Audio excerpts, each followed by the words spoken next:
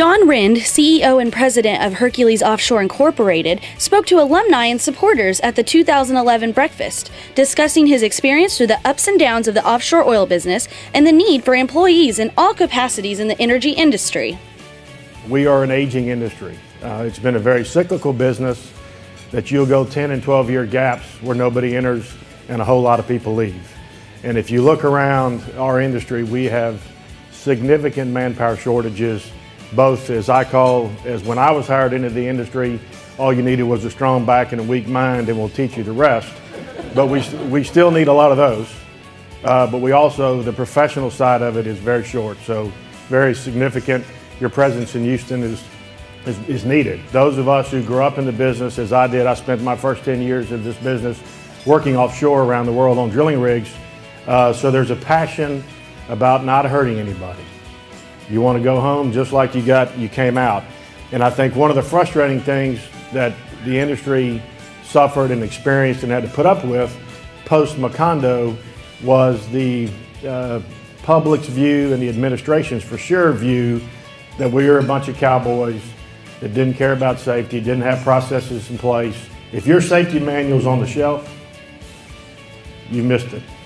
It's got to be right here from the top to the bottom up. Run rate 2008 $1 billion EBITDA. In the summer of 2009, our EBITDA run rate was 100 million. So we went from one-time leverage to 10-time leverage in about 12 months. So it's been a lot of fun since then. We're the fourth largest jackup provider globally. We're the largest provider of jackups in the Gulf of Mexico. We're also on our lift boats.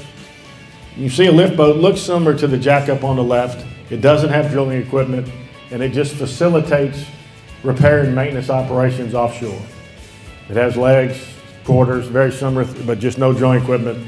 We own 65 lift boats. We're the largest provider of lift boats globally, and we have two major markets, U.S. Gulf of Mexico and West Africa, and then we have two boats in the Middle East. 2009, after the capital market crisis, the whole jackup market in the Gulf of Mexico only ran 14 jackups total.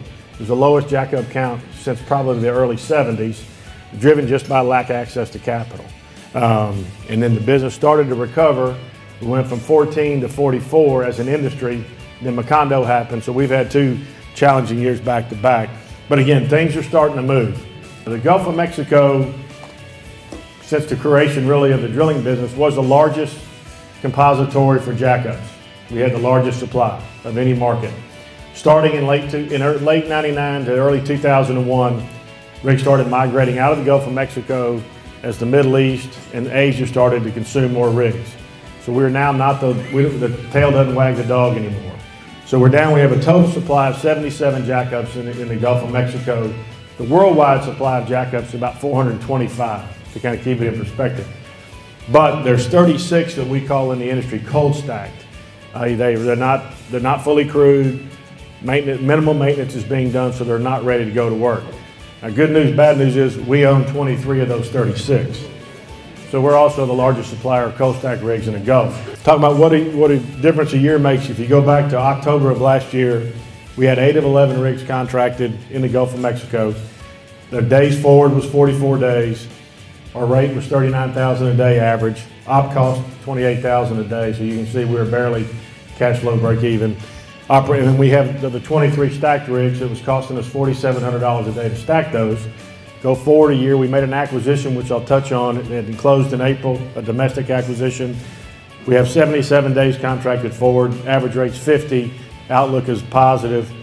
Our operating costs on the rig level has gone up. That's all labor. We had to give a 15% pay increase in the first quarter, but we've been able to get our stack costs down to $1,300 a day. You do that math, 23 rigs, 365 days, it's about a $25 million savings on an annualized basis. So we had to focus there to get our costs down. 2009 was a tough year because of the capital market crisis, kind of pulling itself off the mat. We had Macondo. So we laid off in probably 6 months, unfortunately, about half of our global workforce. We all took pay cuts, didn't match the 401k, did whatever you had to do, sublet some of our office space, all those things that unfortunately for us have been in the business a long time.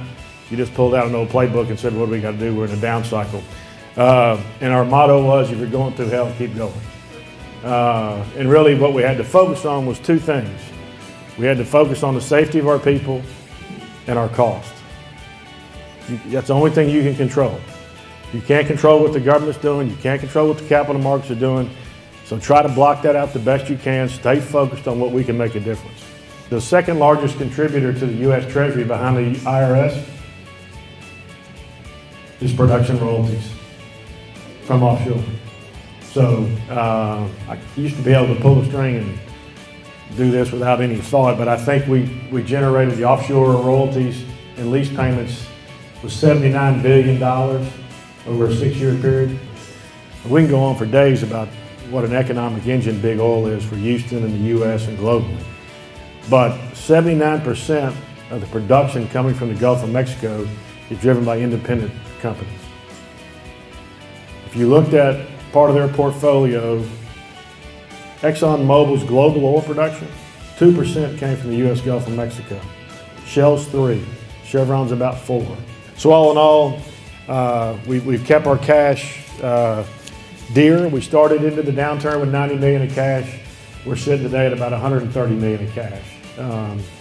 As we all know, everybody thinks it's a trite saying that cash is king, but when you can't sleep at night and you've got $100 million in cash on your balance sheet, you feel a lot better. Gives you a lot of flexibility. We need people, and we need people, not just engineers, not just strong backs and weak minds. We need all throughout the organization. Accounting, finance, marketing, logistics, you name it, this industry is short of people.